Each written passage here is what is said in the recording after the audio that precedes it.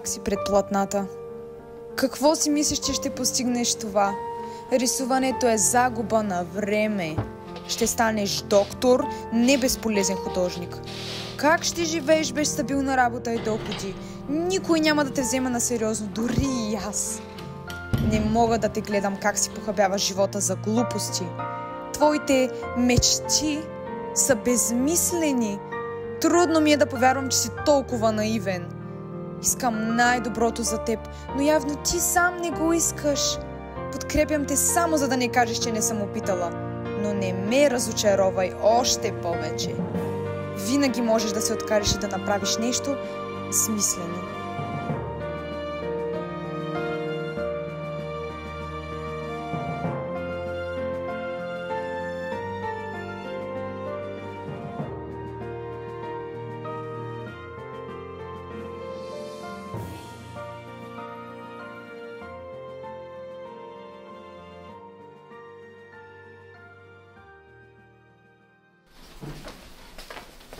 Пак ли драскаш? Защо си пропиляваш бъдещето? Това е мечтата ми.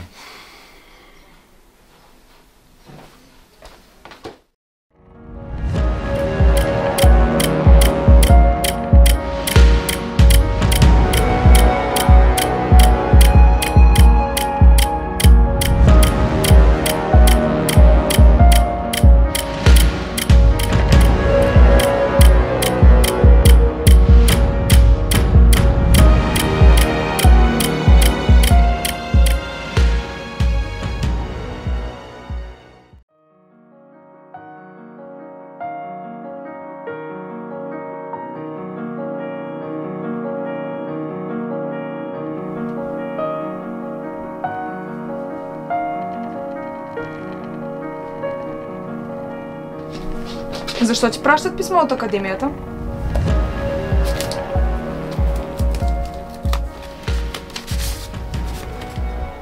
Приели съм.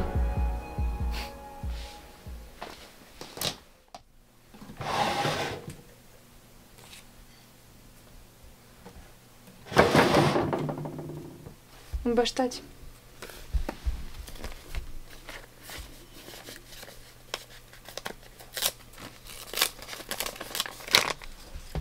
Мили сине, пиша ти това писмо, за да ти кажа, че винаги ще бъда до теб и ще те подкрепям, независимо дали рисувам с теб или прониквам тайно в мислите ти. Аз знам, че ти имаш едно велико бъдеще, обагрено с цветове. Надявам се, когато прочетеш това писмо, вече да си вели художник и да изпълваш галериите. Още когато беше малък, виждах таланта ти и страстта ти към изкуството, макар и майка ти да не твърдеше, че не е така. Най-важното е мечтай. Смело и прави това, което сърцето ти желая. Както винаги съм казвал, животът е едно платно, на което ти само определяш световете. С обич, татко.